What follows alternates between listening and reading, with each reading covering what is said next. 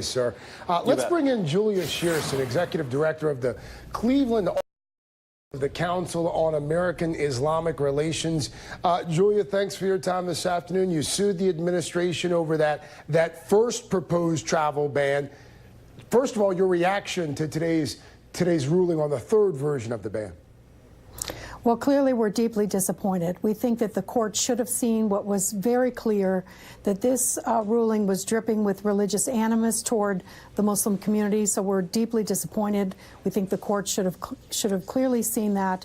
And also, unfortunately, more than a half a century ago, or approximately half a century ago, the Congress decided that they did not want to have discrimination in the immigration context. Unfortunately, this ruling gives kind of a green light to the president to continue his discriminatory policies toward the Muslim community, the Hispanic Latino community, and other people coming from countries that are not desirable in his eyes or in the eyes of his administration. So clearly this is deeply disappointing. However, he may be taking a victory lap, but this is a marathon, and the arc of justice is very long, but it bends toward justice, and the onus is on the Muslim community and our allies to continue this fight and this struggle, because it's clear to everyone that this Muslim ban, or this proclamation, was clearly intended to reduce immigration from the Muslim countries.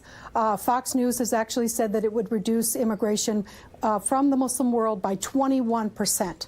So this is clearly a problem. Unfortunately, the court was they didn't see it, maybe because the administration has cleaned this up, but they had to use a lot of bleach to do that. For future reference, Julia, we don't usually go citing numbers from that particular network here on the broadcast, but we'll let you go since you're a new guest to the show. Julia, you wrote in a column recently, American Muslims have been here since before we were a nation. We have helped build this country. Muslims have lived in America for centuries, and we are not going to accept being stigmatized by the federal government's unconstitutional Muslim ban. That was from the article that you wrote there. What's next in terms of strategy? Where do you go from here? Well, there are still cases pending, and it's going to be a matter of those cases to, I hope, get some kind of discovery so we can actually look into what this so-called waiver procedures are. Some consular officials have said that the waivers to allow people in are really just a fig leaf, and that the immigration from the Muslim world is slowed to a trickle. So we want to look into that. The government has also said that it did a multi-agency review of hundreds of countries to look to see whose information sharing policies matched what America wanted.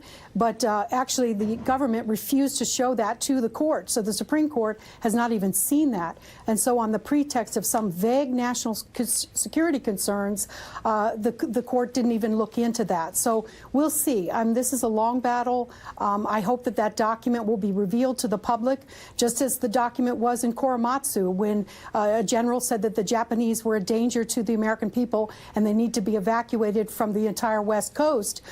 This government is saying that Muslims, 1.6 billion of them, or at least from these Muslim countries, are a danger and has broadly excluded them.